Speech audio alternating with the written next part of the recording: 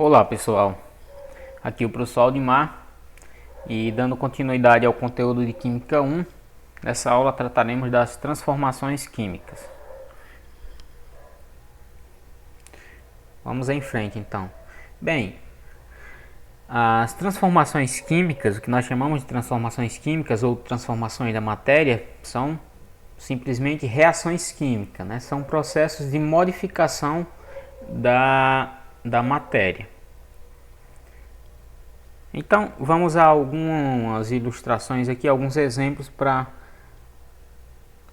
melhorar o nosso entendimento. Imagine que tem um fruto, né, em processo de decomposição.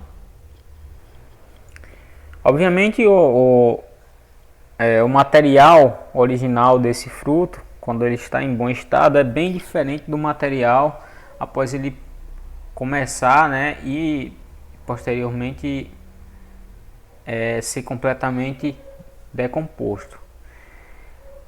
Tanto é que a gente não pode comer um fruto em processo de decomposição, faz mal, porque os materiais, enquanto que um fruto normal, um fruto em bom estado, né, é saudável. Então, por que isso acontece? Porque os materiais foram modificados. Os materiais iniciais do fruto em bom estado passaram por uma transformação e deram origem a materiais diferentes. Os materiais iniciais fazem bem ao nosso organismo, mas esses materiais finais podem fazer mal. Então, isso ocorre porque os materiais se modificaram. Materiais iniciais deram origem a outros materiais, e isso é uma reação química. Isso ocorre, isso é decorrente de transformações químicas, certo? Então, na verdade, a decomposição, né, ocorre pela ação de micro-organismos. Então, reação química é isso, uma mudança, a transformação de materiais iniciais para dar origem a outros materiais. Outro exemplo de reação química, bem comum no nosso cotidiano, é a combustão. Então, quando você acende o forno aí do fogão da sua casa para fazer um café, fritar um ovo, o calor que vem dessa chama é decorrente da combustão de um gás. É o gás que tem no gás de cozinha, né, que tem no botijão da sua casa. Então, está ocorrendo aqui uma transformação de materiais. O gás entrou em combustão, ele é um combustível, reagiu com o comburente, que é o oxigênio, e deu origem a outros materiais, que basicamente são os gases dióxido de carbono e a água em vapor, certo? Basicamente eu posso resumir para vocês que reações químicas são processos que atingem a estrutura da matéria, no nível microscópico, no nível atômico. Ou seja, reações químicas são processos em que ocorre a reorganização dos átomos. Os átomos em um determinado material inicial se reorganizam para dar origem a outros materiais, certo? Então, quando os átomos se reorganizam, eles dão origem a outros materiais. Uma reação química é representada em química por uma equação química, certo? Então, a gente precisa representar as reações químicas e para isso a gente constrói equações químicas. Uma equação química não é muito diferente de uma equação matemática convencional. Em uma equação química a gente tem reagentes em um lado da igualdade e produtos na outra. Geralmente a gente coloca reagente do lado esquerdo da seta e essa seta aponta para os produtos. E claro, como é uma equação, indica uma igualdade, mas significa que os reagentes são iguais aos produtos, as mesmas substâncias? Não indica que são as mesmas substâncias, tá? Até porque se for, não ocorreu reação. Só ocorre reação se os materiais são transformados, né? Ou seja, se os átomos são reorganizados. o que significa que a quantidade de elemento, a quantidade de tipo de átomo, né, em cada lado dos reagentes, tanto nos reagentes quanto nos produtos, deve ser exatamente igual. E vocês vão entender o porquê um pouquinho mais na frente. Então, para estudar as reações químicas, a gente costuma classificá-las de acordo com o tipo, de acordo com a característica da transformação, né? Então, bora primeiro entender aqui essas transformações.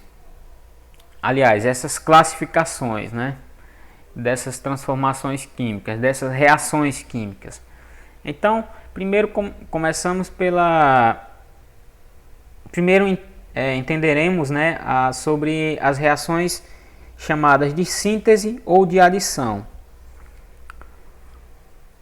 Começando por uma analogia aqui. Imagine o seguinte, que você tem um gatinho que está com fome e aí comeu um peixe, né? E depois você tem o gato e o peixe juntos, né? O peixe foi incorporado ao gatinho faminto. Então o que a gente pode entender aqui nesse exemplo? Que dois reagentes, né? Dois objetos, dois materiais, dois corpos diferentes se uniram para formar um único corpo. O gato e o peixinho deram origem ao gato com a barriga cheia. Então, observe que ocorreu aqui uma soma, né? O peixe se somou ao gatinho, ou seja, nesse caso aqui, dois corpos deram origem a um. Uma reação química classificada como síntese ou adição ocorre exatamente isso. Dois materiais se unem para dar origem a um. Por exemplo, quando o ferro reage com enxofre para formar esse composto aqui de ferro e enxofre, o FeS, significa que eu tenho dois reagentes, o ferro e o enxofre. Sempre que aparece esse mais significa que eu tenho duas coisas diferentes, tá? Dois materiais diferentes. Então, dois reagentes que deram origem a um único produto. Quando o hidrogênio, H2, reage com o cloro para formar um único produto, que é o HCl, o ácido clorídrico, também eu tenho um caso de adição. Dois reagentes, hidrogênio e cloro, para formar um único produto, que é o HCl. Imagine que esse G aqui é um 2, tá? Era para ser um 2 e ficou um G. Mas imagine que o gás hidrogênio reage com o oxigênio para formar água. Tenho um e outro, né? Reagente, dois reagentes, dando origem a um único produto. Também um processo de síntese. Síntese ou adição é a soma de reagentes, né, para dar origem, de dois ou mais reagentes para dar origem a um único produto. Outro tipo de reação, outro tipo de classificação que a gente dá para a reação é a análise ou decomposição. Então, o que seria análise ou decomposição? Análise ou decomposição é exatamente o contrário da adição ou síntese. E o que é isso? Vamos imaginar o seguinte, que você tem um pintinho que está para nascer, está para quebrar o ovo, né? E de repente ele quebra o ovo e nasce. Então, no início você tem o ovo com o pintinho e no final do processo você tem a casca e o pintinho já está ali, já está fora. Então observe que essa analogia é válida para a seguinte situação, em que você tem um único reagente dando origem a dois produtos, né? Então é isso.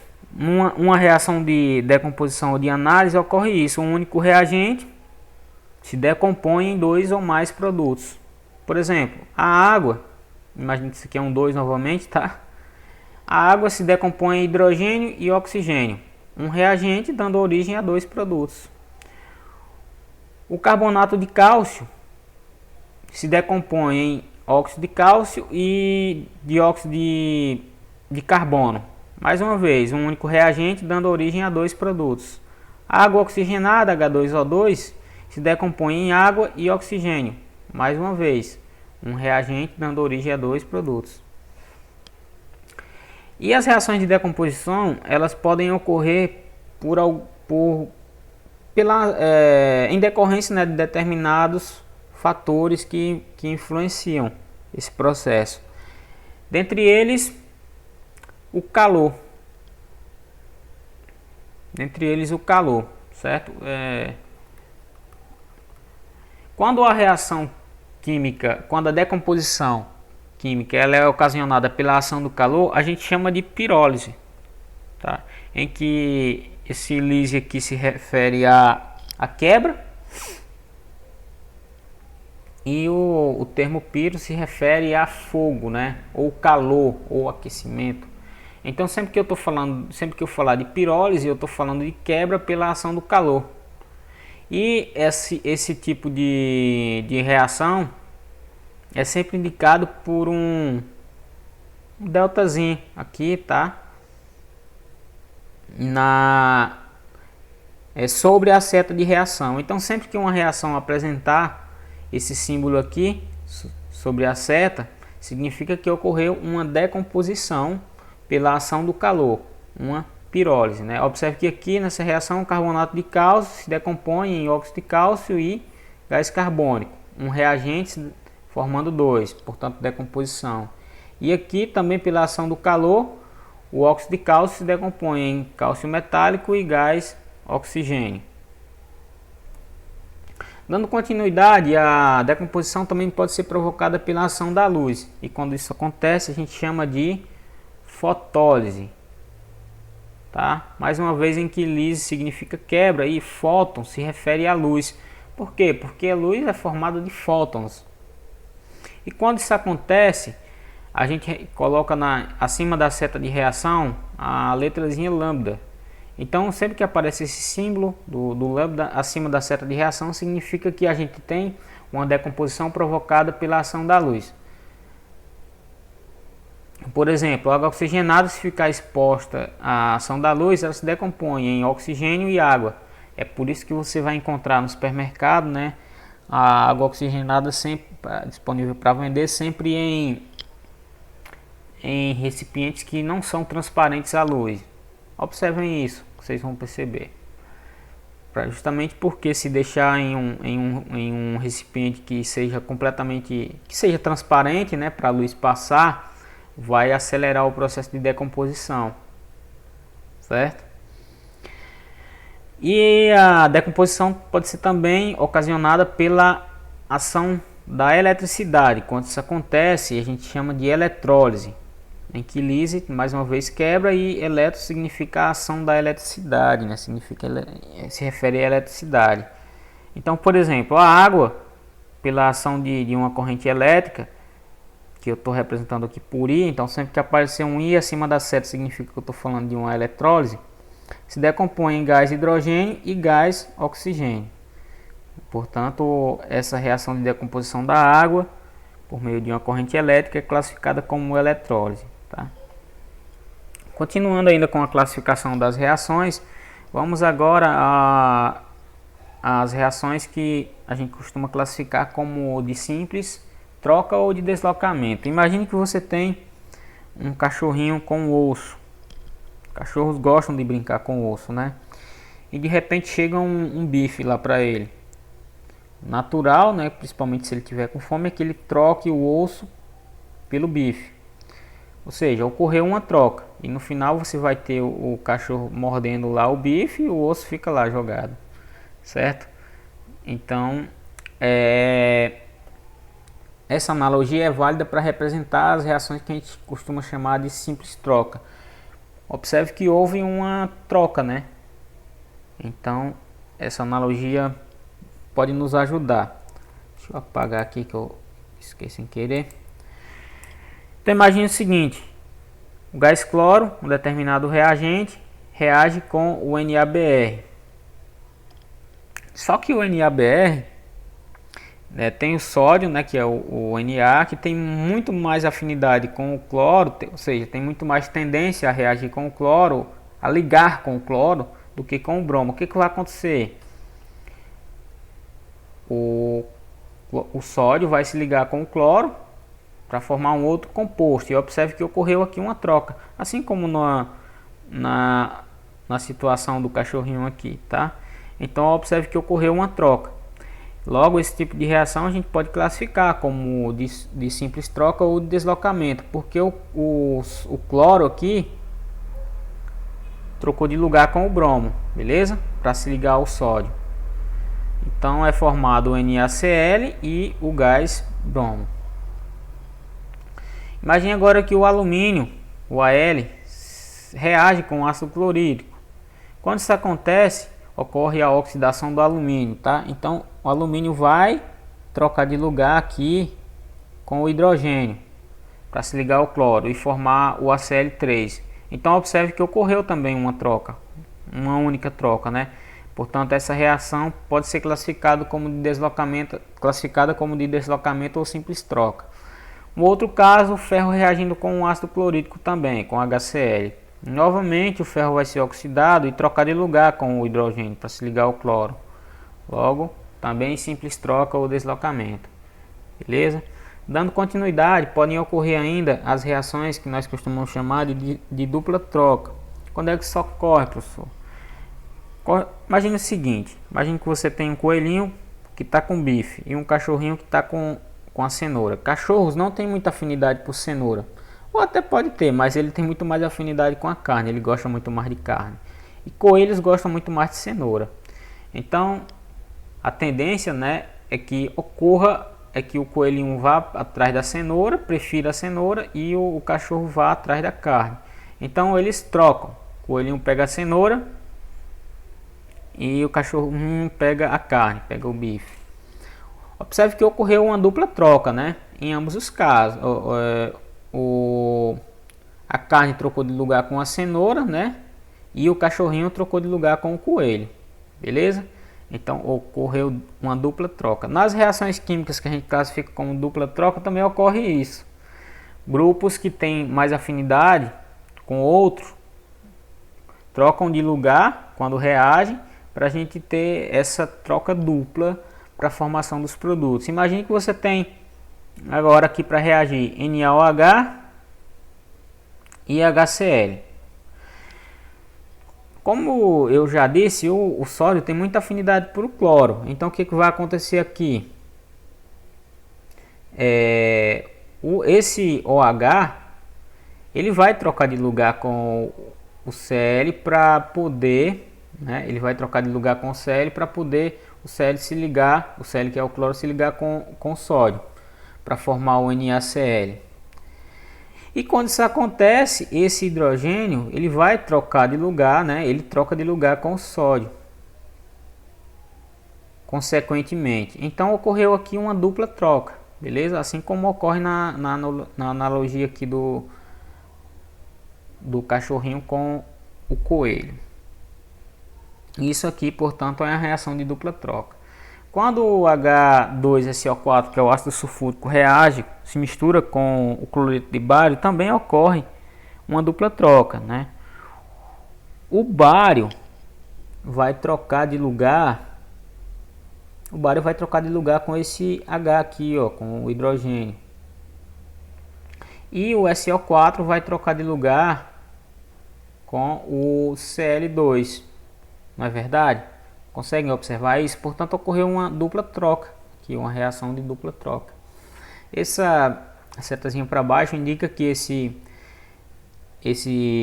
BaSO4, que é o sulfato de bário, é sólido. Quando a reação ocorreu, né, houve a formação de um material sólido. Esse material foi formado no estado sólido.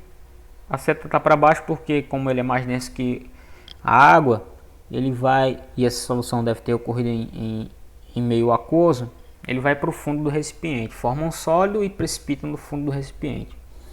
Observe nesse terceiro exemplo que a gente tem cloreto de bário reagindo com NaSO4. Também vai ocorrer, e o bário, né, o sódio, né, tende muito a reagir com o cloro para formar o NaCl. Então vai ocorrer que eles vão se ligar, né? E quando isso acontece, vai ocorrer também uma dupla troca.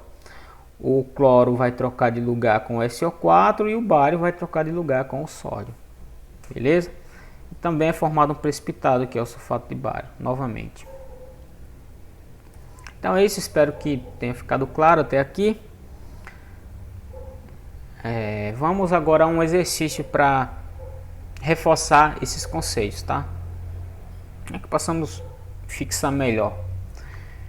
Então, com base no que vimos na teoria e no conhecimento de química que você adquiriu no ensino fundamental, classifique as reações relacionadas a seguir em síntese, que também pode ser chamada de composição, ou em decomposição, que também pode ser chamada de análise, e indique o que significam os sinais acima de algumas setas. Então, na letra A gente tem nitrito de amônio, um único reagente, né? Dando origem a dois produtos, que é nitrito de amônio, tá? Que é água e nitrogênio. Então, que tipo de reação é essa? É uma decomposição, né? Um único produto, um único reagente dando origem a dois produtos. A seta é o deltazinho, que indica a ação do calor, certo? Então, isso aqui é uma pirólise. E a setazinha indica, o delta indica exatamente isso, tá? Que a reação ocorre por meio do aquecimento, ação do calor. Na B a gente tem o óxido de sódio reagindo com água para formar o hidróxido de sódio. Observe que eu tenho dois reagentes dando origem a um único produto. Isso aqui é uma adição. Adição ou também composição ou também síntese, beleza? Na letra C a gente tem o cloreto de sódio se decompondo em sódio metálico e gás cloro. Isso aqui também é uma decomposição, também como na primeira, né? Porque a segunda é adição.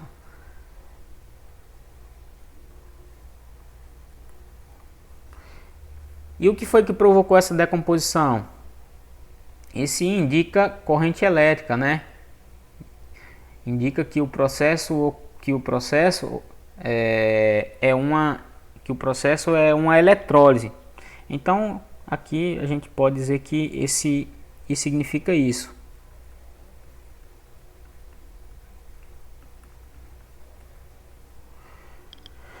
A D a gente tem cloreto de potássio que se decompõe pela ação do calor em clorato de potássio, né, que se decompõe pela ação do calor em cloreto de potássio e oxigênio. Isso também é uma decomposição. Desculpem aqui o meu equívoco.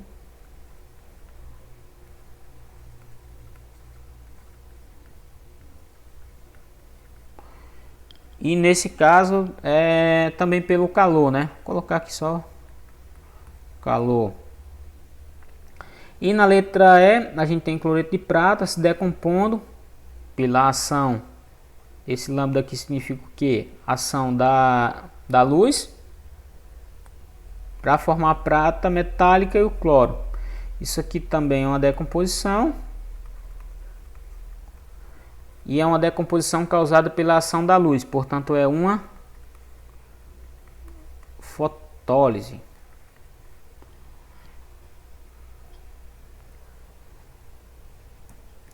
Dando continuidade, mais um exercíciozinho aqui, né, para exemplificar. Aqui pede para classificar as reações químicas abaixo em adição, decomposição, dupla simples troca ou dupla troca. Então vamos lá. Aqui, primeiro a gente tem um reagente reagindo com outro, né, que é o carbono aqui, reagindo com o oxigênio, O2, para formar um único produto. Isso aqui é um tipo de adição. Sugiro que vocês deem pausa no vídeo, terminem a resolução e depois confiram. Pode ser assim? Olha lá então. Na letra B, a gente tem um único reagente dando origem a dois produtos. Isso aqui é uma decomposição.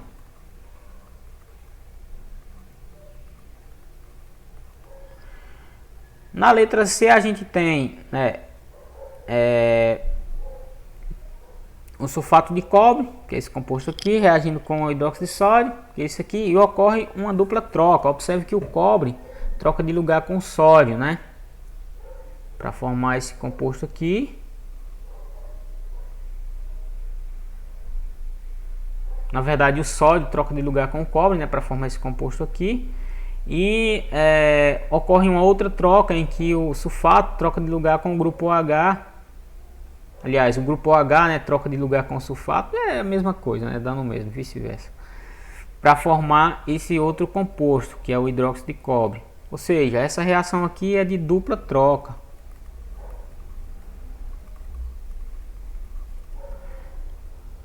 Essa outra aqui, o zinco, pega e substitui o lugar do cloro. Então aqui é uma troca simples. E nesse último exemplo, observe que o carbono pega e sai aqui, se desliga do oxigênio para se unir à água e formar assim essa molécula aqui, ó, que é uma molécula de frutose, penso eu. Então, e o oxigênio, né, formou um composto só aqui. Então aqui ocorreu também uma troca simples. Observe que essa reação é a reação de fotossíntese, né, realizada pelos vegetais. Água e dióxido de carbono.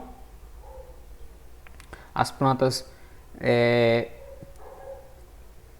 pegam, né, pela água que elas conseguem, que elas obtêm.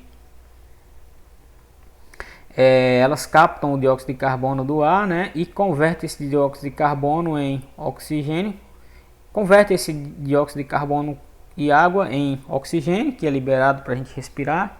Felizmente, é o que torna possível a nossa vida. E produz a sua moeda energética, que é a frutose, que é uma moléculazinha parecida com a glicose, que é a nossa moeda energética, a moeda energética animal. Bem, algumas mudanças, né, algumas evidências podem deixar claro para a gente a ocorrência de uma determinada reação química. Então, às vezes a gente consegue perceber alguma mudança visual ali, ou algum dos nossos sentidos, né, como o olfato, enfim, sobre alguma mudança química.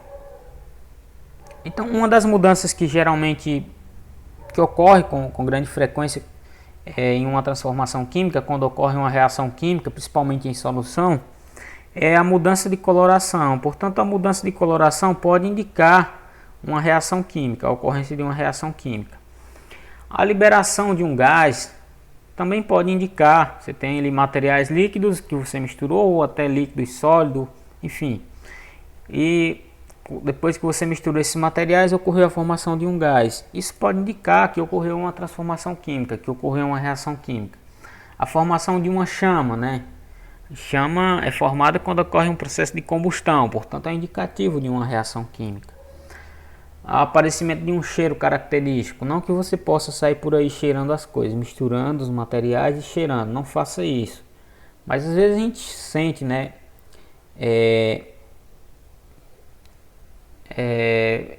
espontaneamente, né, sem ir cheirar um determinado material que a gente está estudando, porque a gente não deve fazer isso, tá? Tem outros meios para verificar se a reação de fato ocorreu, mas às vezes a gente sente mesmo sem querer essa mudança,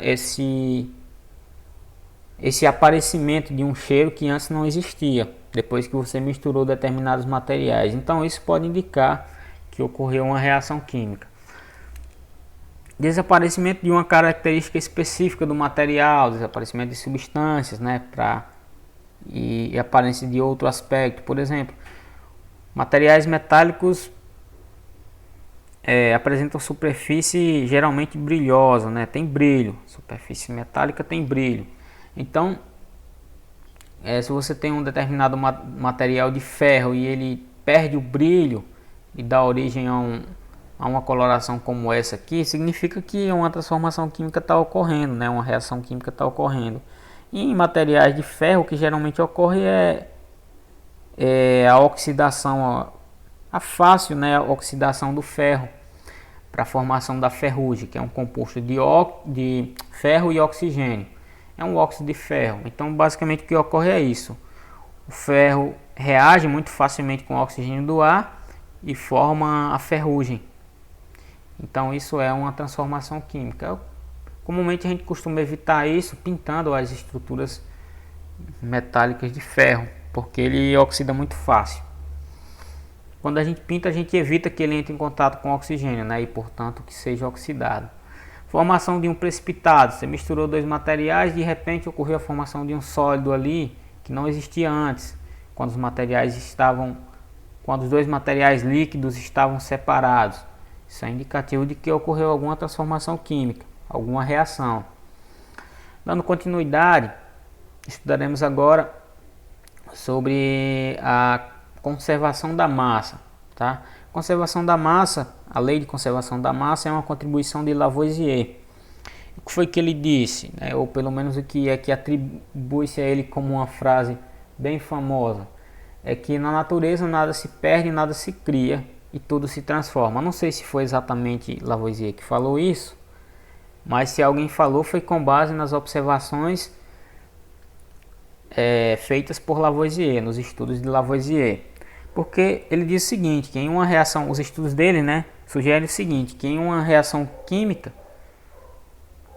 as massas elas são conservadas, ou seja, a massa de reagente em uma reação química que foi consumida, que sofreu transformação, é igual à massa de reagente, é igual à massa de produto que foi formado a partir desse material que foi transformado, né, que sofreu a reação química, que passou por uma reação química. Então, por exemplo, você pega aqui tem uma ilustração bem interessante que de uma balança, né, com os pesos aqui e um recipiente de um lado da balança os pesos, de outro um recipiente, né? Então observe que a balança está equilibrada, ou seja, essa quantidade de pesos indica a massa que tem aqui dentro. Tem aqui dentro não, né? A massa do todo, do recipiente de vidro e do conteúdo interno. Então observe que o recipiente está vedado, ou seja, esse sistema aqui é um sistema fechado que não permite a saída de nenhuma moléculazinha de gás. De nada. Imagine que não vai sair nenhuma molécula de material. Então aqui dentro imagine que eu tenho uma grafite. E esse grafite recebe uma quantidade de energia aqui. E entra em combustão, vai queimar. O grafite quando queima, ou seja, quando reage com o oxigênio, forma o gás carbônico. Tá? Então imagine o seguinte, que a reação ocorreu e toda a grafite foi convertida em dióxido de carbono. O que ocorreu? O que acontece? Obviamente, a gente não tem mais o mesmo material, né? A grafite, o material que tem aqui dentro agora, depois que a reação ocorreu, não é mais grafite, é gás carbônico. Mas a massa permaneceu a mesma. Por que isso acontece? Porque os átomos, que são as unidades básicas da matéria, eles não são simplesmente destruídos ou criados do nada, sabe? O que acontece numa reação química não é a criação de átomos ou a destruição, e sim a reorganização. Uma reação química é um processo em que os átomos se reorganizam, em que ocorre uma reorganização na estrutura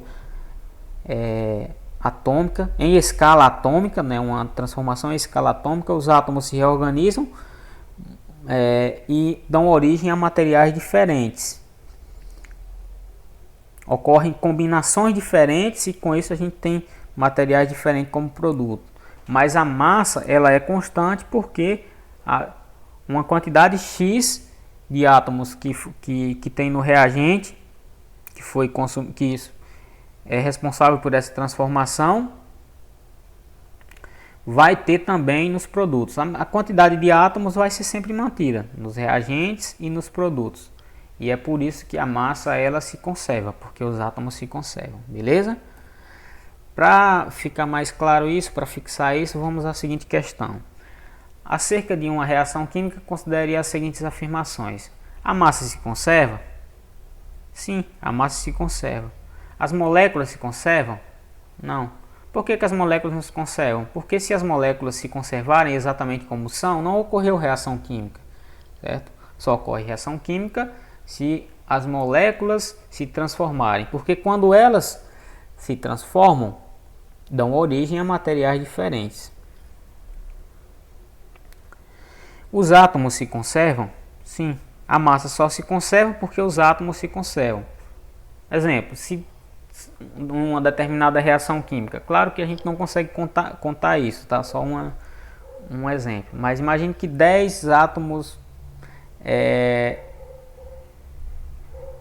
de carbono reagiu com a proporção é de 10 átomos para formar o CO2, é de 10 átomos de carbono para cada 12 átomos de oxigênio. Imagine que para cada 20 átomos de oxigênio. Então imagine que 10 átomos de oxigênio de carbono reagiu com 20 átomos de oxigênio, né, para formar um produto, para formar o dióxido de carbono.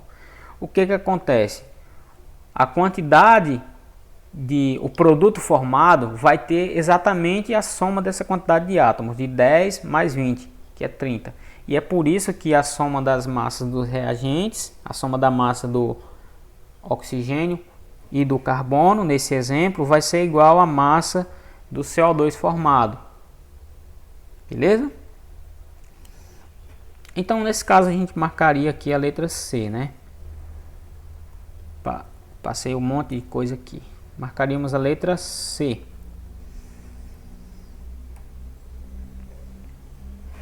Dando continuidade, trataremos agora da lei das proporções constantes. Como a gente viu, a massa ela é conservada, né? Então, a lei das proporções constantes, ela diz o seguinte, que é também conhecida como lei de Proust, porque foi Proust que fez essas observações. A lei de Proust diz o seguinte, que a proporção em que as massas das substâncias reagem é sempre constante. Para explicar isso aqui melhor, eu vou utilizar a seguinte ilustração. Imagine que eu tenho hidrogênio e oxigênio reagindo para formar moléculas de água. Segundo a lei de Proust, o que ocorre é o seguinte, que a proporção entre as moléculas de hidrogênio e as moléculas de oxigênio para reagir e formar moléculas de água é sempre a mesma. Ou seja, imagine aqui, gente, que essas bolinhas mais cinzas aqui, tá? Representam átomos de hidrogênio e essas verdes átomos de oxigênio, né? A gente sabe que cada molécula de água tem 2 átomozinhos de hidrogênio e 1 de oxigênio.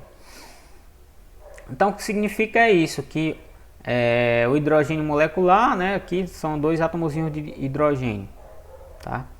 E e oxigênio molecular também são 2 átomozinhos. Então o que acontece é o seguinte, a proporção das moléculas de hidrogênio para reagir com as moléculas de oxigênio é sempre de 2 moléculas de hidrogênio para cada uma molécula de oxigênio, certo? Sempre isso, para formar 2 moléculas de água. Então, sempre que ocorrer a reação de hidrogênio com oxigênio para formar a molécula de água, para formar água, vai ser sempre nessa proporção de 2 moléculas de oxigênio, de hidrogênio, que uma aqui a segunda, né? 2 para formar, reage, né, com uma molécula de oxigênio para formar 2 moléculas de água. A proporção é sempre essa. E observe que a massa se conserva, né? Nesse caso aqui até serve para reforçar a passagem anterior. Observe que os átomos se somam, né? Ó, você tem aqui 4, né? Aqui dessas 2 moléculas mais 2 aqui 6. E para cada molécula de água você tem 3, né? Também 6 átomos e dos mesmos tipos, sendo 2 de oxigênio e 4 de hidrogênio. E é por isso que se você pegar a massa de água formada, vai ser sempre igual à soma da massa de oxigênio mais a massa de hidrogênio que reagiu, certo? Então, Como a reação entre as moléculas é sempre em proporção constante para formar determinado produto, logo as massas, né, também são constantes, porque as massas dependem da quantidade de moléculas, dependem da quantidade de átomos, certo? Então, uma coisa se relaciona com a outra. Para explicar isso melhor, para entender isso melhor, vamos analisar o seguinte quadro. Em termos de massa, a proporção em que o gás hidrogênio reage com o gás oxigênio para formar água é sempre de 1 para 8, certo? Ou seja, sempre de 1 para 8 de hidrogênio para oxigênio, ou seja, para cada 1 grama de hidrogênio, 8 gramas de oxigênio são necessários. Então, a água, né, a gente pode ver, aqui está a reação contrária de decomposição da água em hidrogênio e oxigênio. Então, o que significa isso? Significa que em cada molécula de água, aliás, em cada massa de água, a gente tem a seguinte relação. Por exemplo, se eu tiver 4,5 gramas de água, quer dizer que nesses 4,5 gramas de água eu tenho 0,5 de hidrogênio e 4 de oxigênio. E a proporção, né, se eu fizer hidrogênio por oxigênio, dividir aqui 0,5 por 4, vai dar 1/8, né? Isso aqui é a mesma coisa que 1/8, ou seja, 1 para 8. Em cada 9 gramas de água eu tenho 1 de hidrogênio e 8 de oxigênio, o que equivale também a 1/8, né? Ou seja, 1 para 8, 1 de hidrogênio, 1 grama de hidrogênio para cada 8 de oxigênio. Para cada 18, 2 gramas de hidrogênio, 16 de oxigênio, ou seja, também 1 para 8, né? E para cada 100 gramas eu teria o seguinte, teria 11,11 gramas de hidrogênio e 88,88 gramas de hidrogênio, que também equivale a 1/8, certo? Então é isso que ocorre. Isso significa que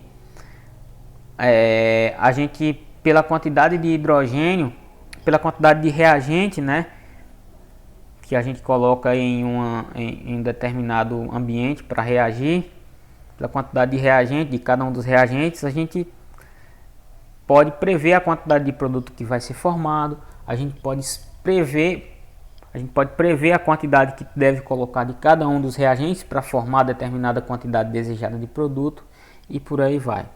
À medida do avanço dos conteúdos, a gente vai entendendo melhor sobre isso.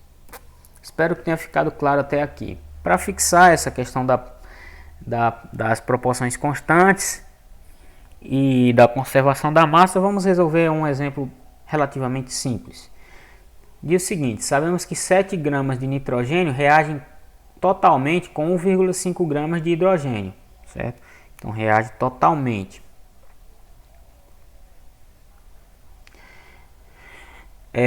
Para produzir gás amoníaco.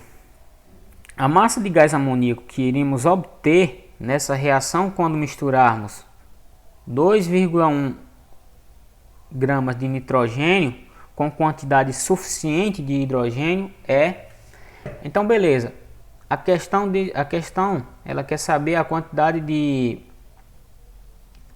gás amoníaco, tá? Que é amônia, que vai ser formado quando a gente reagir 2,1 gramas de nitrogênio com uma quantidade que seja capaz de consumir todo esse 2,1 gramas de nitrogênio, né,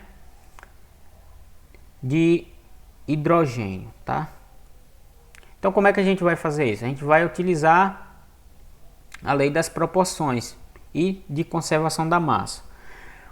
Ora, o que a questão diz é o seguinte, que 7 gramas de nitrogênio reage totalmente com 1,5 gramas de hidrogênio.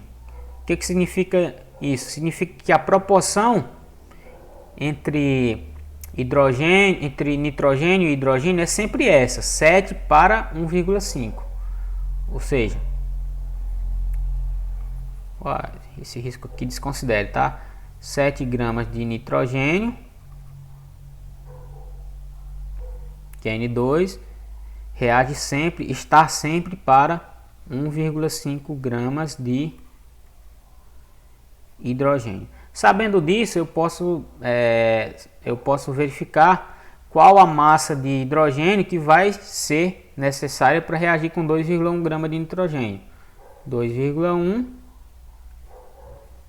grama de nitrogênio, né? Portanto, equivale a, que eu vou chamar aqui de X, que é a massa de hidrogênio.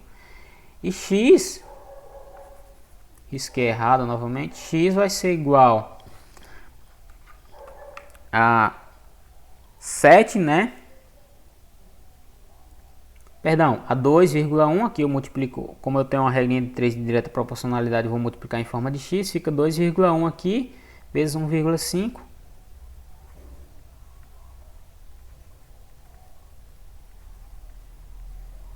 E esse 7, olha, ele passaria por aqui multiplicando, né? Que fica 7 vezes x, então ficaria 7x aqui. Mas como ele vai dividir do outro lado, já vou logo passar para fazer a conta de uma vez. Então, isso dividido por 7. E agora eu sei a quantidade em massa em gramas de hidrogênio, que seria, eu vou saber, né? Quando eu resolver a continha, a quantidade em gramas de hidrogênio que seria necessário para reagir com esses 2,1 gramas de nitrogênio. Então, multiplicando 2,1 vezes 1,5 e depois dividindo por 7, a gente vai encontrar 0,45. 0,45 gramas. Tá? Então, encontramos a massa de hidrogênio que vai reagir. A massa de gás amoníaco vai ser o quê? A gente encontrou a massa que vai reagir completamente com esse 2,1 grama de hidrogênio, de nitrogênio. Então a massa de gás amoníaco, que é o produto, vai ser o quê? Vai ser a massa do reagente nitrogênio mais a massa do reagente hidrogênio que a gente encontrou aqui, tá? Ou seja, vou colocar aqui emissão para a massa de amônia, tá? Vai ser igual então a 2,1 mais 0,45. E ambos os valores estão em gramas, né? Então, isso aqui vai dar